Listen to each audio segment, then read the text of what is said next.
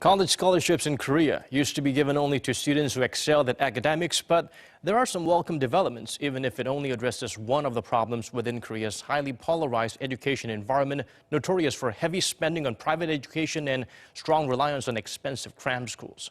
Our Kim Jung-soo turns the spotlight on the wind of change for our news feature tonight.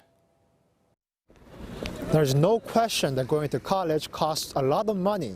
But now some schools are taking a more active approach to helping students in difficult financial situations achieve their dreams.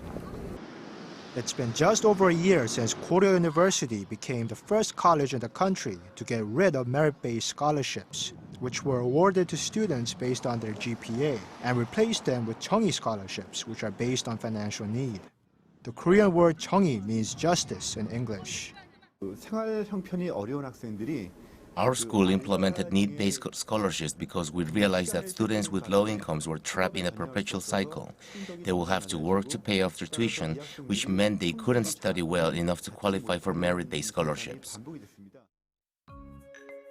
Indeed, of the 811 students who received merit-based scholarships from Korea University in the first quarter of 2015, only 64 people, or 8%, were from the lowest income brackets labeled 0 to 2.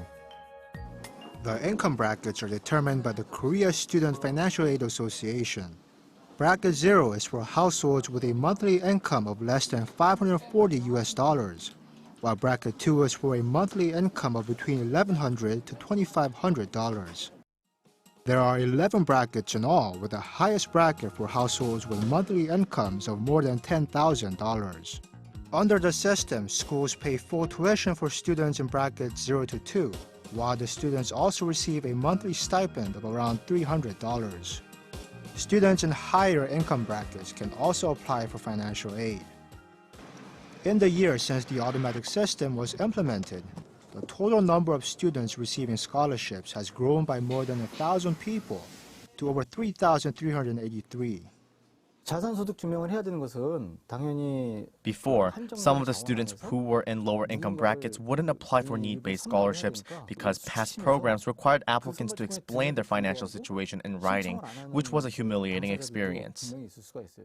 While beneficiaries agree that the scholarships have helped them focus on their studies, they believe what is more important is that academic institutions and society as a whole now has a different definition of what constitutes a good learning environment.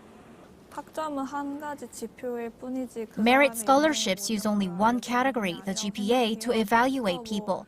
But GPA is just one indicator of a person's life. I think students should have the right to actually enjoy being a student, even if that means getting some rest when it's really necessary. Other students agree that the switch from merit-based to need-based scholarships have offered an invaluable psychological boost. I actually used to receive merit-based scholarships, and I was juggling working and studying in order to keep receiving the scholarships so I could pay for tuition. But with the new system, I can actually participate in more extracurricular activities. Despite the positive aspects of the new system, experts also caution that policies at elite institutions must be accompanied by national policies for students who go to colleges that do not have the budget for need-based scholarships, in order to level the playing field in Korea's already uneven educational system. Tuition rates are generally very high in Korea because a college degree is almost always required to get a job, but the financial situations of different institutions vary drastically, so news about need-based scholarships at another school could actually create a new sense of loss for students who don't attend that school, resulting in greater polarization. While the issue of private educational institutions offering social welfare is certainly an interesting paradox, with some saying that the money could be used for other causes, and others worrying that the system could discourage academic competition. Still, others say it's time that schools took on a social responsibility.